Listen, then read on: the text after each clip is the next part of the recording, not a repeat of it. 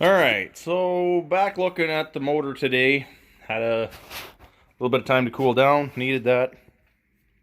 What I'm going to do is pull off the heads and see what the rest of the motor looks like.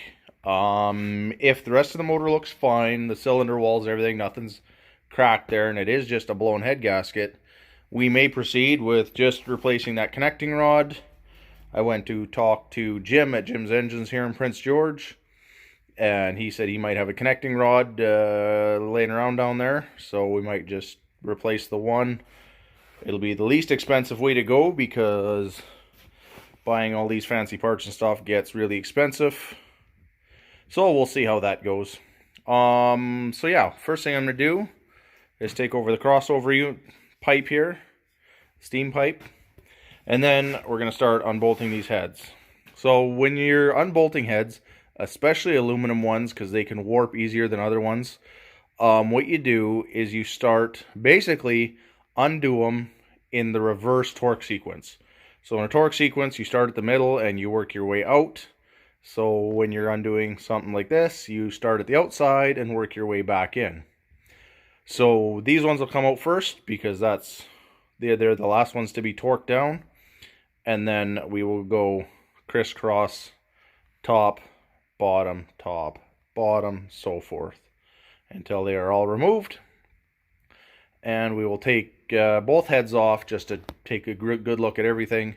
We'll take that one piston out and see how it all looks, and we'll go from there. So that's what I'm going to do. I'm going to rip some piston heads off and see what it looks like on the inside.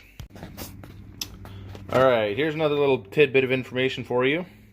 When you're doing these in the order that I just described, don't just grab your impact and start firing them out, because that can create a loose spot in a tight spot and warp the head. So what you do is grab your breaker bar and a socket and loosen them off quarter to half a turn at a time until they're all free, and then you can pull them out with your impact driver, impact, or whatever, once there's no torque on them at all.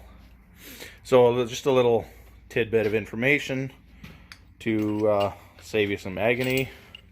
One thing about these LS heads, all these bolts are torqued to yield, which means they can only be used once because they get stretched. So as soon as you have them out, in the scrap metal bin. So there you go. It's a little bit of information for you. You got to replace the bolts either with factory ones, or if this motor goes back together, I'll be doing it with ARP bolts. So I'm about to pull this head off and see how it goes. Alright, so I'm not sure exactly how this happens, but every single cylinder has been full of coolant. Even this side. All of them full of coolant. So either he overheated the living shit out of this thing and blew both head gaskets, which is very random. I don't see, this is the one that hydraulic here. You can see the marks inside here where it's been full of coolant and some rust pitting. And so this is the one with the bent rod. You can see that piston was starting to clean itself, which means it was burning coolant for a while, where the other ones are still pretty dirty. See that nice clean spot? That's, yeah, burning coolant. Looking at this head, this is the one that came off of that side. If we look here, on every cylinder wall, right there, little clean spot, little clean spot, little clean spot. That's where it was coming in. This one is more clean a little up here. This one was the one that just opened right up. You can see there's next to no fire ring around here at all, so it just poured in.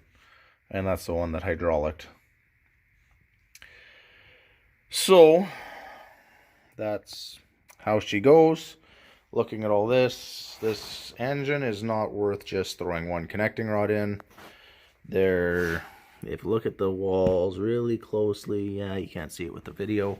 There's just the slightest hint of crosshatch. So This motor is just, like I said yesterday, a rebuildable core. It's not worth throwing one rod into it. This would be worth it if I was going to build a motor, build a stroker, 408, 421, something along those lines. It's crossed my mind, but that's definitely not in the budget right now. So all work is ceasing on this motor. I will probably end up pulling the cam and everything out of it. All the good work that I just did. I guess I should have rotated this motor. Learn from my mistakes. When you're buying a used motor, turn the crank over at least 2, 3, 5 times so you know there is no problems. I normally do that. I will grab that, bring my crank bolt with me, or grab something, harmonic balancer, pull all the plugs out, spin the motor over, make sure it goes freely, there's nothing binding, because if I would have felt that clunk, I would have said, yeah, sorry, this motor's not worth it. So there we go.